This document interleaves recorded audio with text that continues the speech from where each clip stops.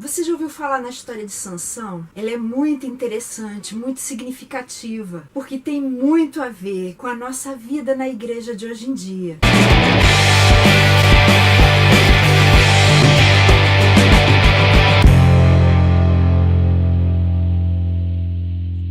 A história dele está lá no livro de Juízes, do capítulo 13 até o 16. E ela é bastante peculiar, bastante diferente. O capítulo 13 conta a história do nascimento dele e mostra como um anjo apareceu para os pais dele e avisou que ele deveria ser consagrado a Deus desde a vida de feto. Por isso a mãe dele não poderia ingerir nenhuma bebida forte, nada fermentado, álcool, vinho, nada. E quando ele nascesse, ele seria considerado nazireu. Eu já falei no outro vídeo a respeito disso, o que é nazireu. Dá uma olhadinha no link da descrição desse vídeo que está aqui embaixo. E por isso ele não deveria também cortar os cabelos, que essa era uma das marcas do nazireado. E Sansão cresceu, se tornou extremamente forte, muito mais do que qualquer outro homem. Só que a vida dele era bem ao contrário do que deveria ser. O propósito de Deus é que ele fosse consagrado desde antes do nascimento. Mas ele vivia com um pé em Israel e um pé junto do povo inimigo, que eram os filisteus. E ele fez um monte de besteira na vida dele. Se meteu sempre com as mulheres erradas, brincava com a força dele e não estava nem aí para a consagração que Deus esperava dele. A prova disso é que ele tinha resolvido casar com uma filisteia. E uma vez, quando ele estava indo para encontrar sua noiva, ele foi atacado por um leão no meio do caminho. Ele se defendeu, matou o leão e deixou para lá. Uma outra vez, quando ele estava voltando por aquele mesmo caminho, ele resolveu sair da estrada para ver o que tinha acontecido com o leão morto. E quando ele chegou lá, ele viu que um enxame de abelhas tinha feito uma colmeia no corpo do leão. E o que ele fez? Foi no corpo do leão, pegou daquele favo de mel, levou para os seus pais e não contou para eles de onde ele tinha tirado. Por que ele não contou? Porque ele sabia que nenhum nazireu podia se aproximar de corpo de morto nenhum. Mas mesmo assim ele fez e ficou caladinho. E ele tomou várias outras decisões erradas. Passou a viver com uma mulher, que a Bíblia não fala se ela era filisteia ou não, mas ela morava entre os filisteus, chamada Dalila. E ela tanto o encheu que ele acabou revelando para ela que se cortassem os cabelos dele, aquela força toda que ele tinha iria embora. E adivinha o que Dalila fez? Avisou aos príncipes dos filisteus que na primeira oportunidade providenciaram o corte do cabelo de Sansão. E ele se tornou fraco, teve os olhos vazados, foi escravizado pelos filisteus e passou a girar um moinho na prisão. A história de Sansão não acaba aí. Tem mais coisas. Se você quiser saber como acaba, e no meu entender teve um final feliz, dá uma olhadinha lá. Porque apesar dele ter morrido sem ter conseguido a libertação dessa escravidão, ele finalmente se consagrou a Deus de coração, por opção, porque a partir do momento em que ele foi escravizado, ele deixou os cabelos crescerem. E isso era um sinal de que ele desejou se tornar consagrado. Agora foi a opção dele. E o final é feliz porque a história de Sansão não acaba com a morte dele. Pelo contrário, a nova vida dele continua até hoje. E a gente vai encontrar o nosso irmão Sansão no céu. Só que a vida dele foi muito menos do que poderia ter sido, porque ele só resolveu se consagrar já perto do final. E a gente muitas vezes é assim, não é? Nossa vida é tão menos do que poderia ser, porque a gente se recusa a se consagrar inteiramente nas mãos de Deus. Pode ser por medo, ou pode ser por oba-oba, como Sansão. A gente pode estar com um pé dentro da igreja, outro pé fora. E a mensagem que eu quero deixar para você é: meu irmão, minha irmã, não espere até o dia da sua morte para você se consagrar como Sansão fez. Você tem uma vida inteira pela frente para ser feliz, para andar com Jesus, para ter um caminhar muito mais alto. Aproveite os dias que Ele te deu nessa terra e seja tudo aquilo que Ele espera que você seja, em nome de Jesus.